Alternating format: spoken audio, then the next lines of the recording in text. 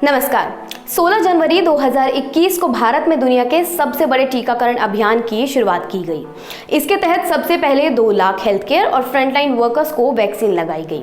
आज 18 साल से ऊपर के सभी लोगों को वैक्सीन लगाई जा रही है। स्वास्थ्य मंत्रालय के अनुसार भारत दुनिया में सबसे तेजी से टीकाकरण करने के मामले में नंबर 1 देश बन गया है। भारत में 114 दिनों में 17 करोड़ टीके लगाए गए हैं।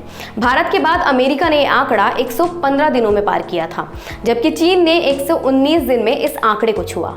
नीति आयोग के सदस्य डॉक्टर वी.के. पॉल ने बताया कि देश में सभी तक वैक्सीन उपलब्ध करवाने के लिए हर स्तर पर काम हो रहा है। आने वाले कुछ महीनों में देश के सभी लोगों तक वैक्सीन उपलब्ध करवाई जाएगी। अगस्त से दिसंबर यानी कि 5 महीनों के बीच देश के पास 216 करोड़ वैक्सीन डोज उपलब्ध होने की उम्मीद है। चलिए सबसे पहले सुनते हैं डॉक्टर वी.के. पॉल ने क्या कहा। अगस्त और दिसंबर के बीच में 216 करोड़ अगर हम इस सीन को लेकर चले डोजेस भारत में निर्मित होंगी। अब इसमें रिस्क उतना माइनस कर दीजिए, but to be proud to say that 2 billion doses in a matter of 7-6 months or 5 months actually will be made in India for India for people of India।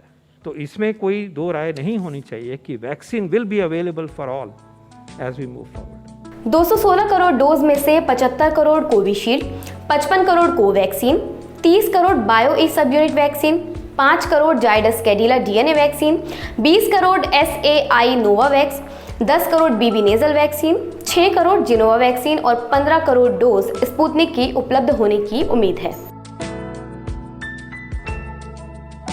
ये थी आंकड़ों की बात, लेकिन क्या आप जानते हैं कि हम सभी तक कोई भी टीका पहुंचने से पहले कितनी प्रयोगशालाओं से होकर गुजरता है। दरअसल एक टीके का बनने से लगने तक का सफर काफी लंबा होता है।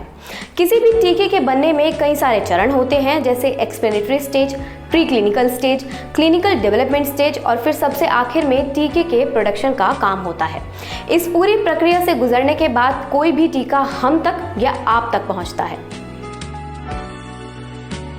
एक्सप्लेनेटरी स्टेज में वायरस के जेनेटिक सीक्वेंस को पहचान कर नए मॉलिक्यूल, ड्रग या फॉर्मूला इजाद किया जाता है और वायरस को लेकर सभी तरह की जानकारी इकट्ठा की जाती है।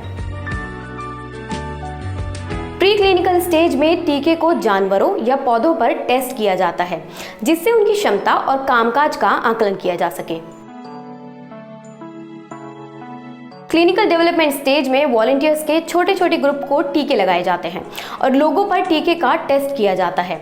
इसमें यह देखा जाता है कि वैक्सीन बड़ी आबादी में किस तरह से काम करती है। और फिर आखिर में आती है रेगुलेटरी रिव्यू और अप्रूवल वाली स्टेज। इसमें टीके को अप्रूवल के लिए भेजा जाता है।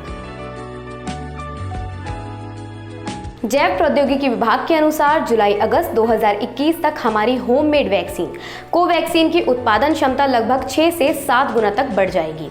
इसके साथ सितंबर 2021 तक हर महीने लगभग 10 करोड़ खुराक पहुंचने की उम्मीद है। 4 महीनों के इस समय में देश भर में अब तक 18 करोड़ से अधिक लोगों को वैक्सीन लगाई जा चुकी है। भारत के पास अभी तक कोवैक्सीन और कोविशील्ड 2 टीके हैं। हालांकि स्पुतनिक वी भी जल्द ही बाजार में आने वाली है।